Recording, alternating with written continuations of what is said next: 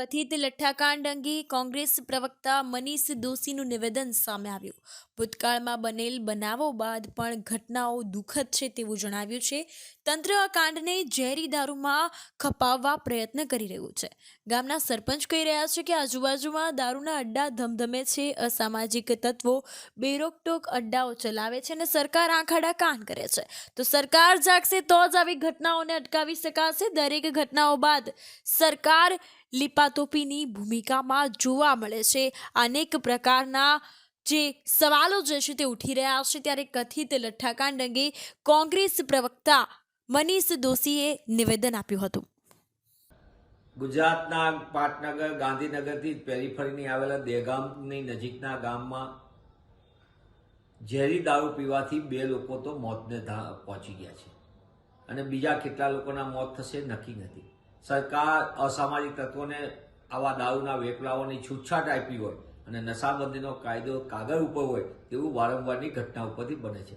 બોટાદમાં બનાવેલો જે તે સમયનો લઠ્ઠાકાંડ, સરકાર એને કેમિકલ કાંડમાં ગયો, એમાં 75 કરતાં વધુ લોકોના મોત। 2009માં અમદાવાદમાં 140થી વધુના લઠ્ઠાકાંડમાં મોત, અને એના પછી અનેક વખત ઝેરી દારૂ, કેમિકલ કાંડ, એવા જુદા જુદા નામે જે રીતે દારૂના કારણે લોકોના મોત થઈ રહ્યા છે, છતાં સરકાર કુંભકર્ણની નિંદ્રામાં છે। સરકારની ઈચ્છાશક્તિના અભાવના કારણે ગુજરાતમાં દારૂનો વેપલો બેરોકટોક ચાલે છે। અસામાજિક તત્વોને છૂટો દોર છે। અનેક અનૈતિક પ્રવૃત્તિઓ ચાલી રહી છે, પણ સરકાર ખાલી વાતો કરે છે।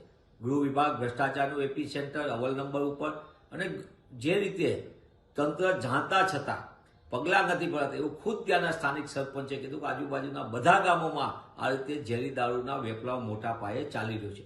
તો સરકારને હું પૂછવા માંગુ છું, સરકાર શા માટે અસામાજિક તત્વોને આવો છૂટો દોર આપ્યો? સરકાર કોના દબાણ નીચે કામ કરે છે? સરકાર શા માટે ગુજરાતીઓની માનવ જિંદગીને બચાવવા માટે મહેનત નથી કરતી?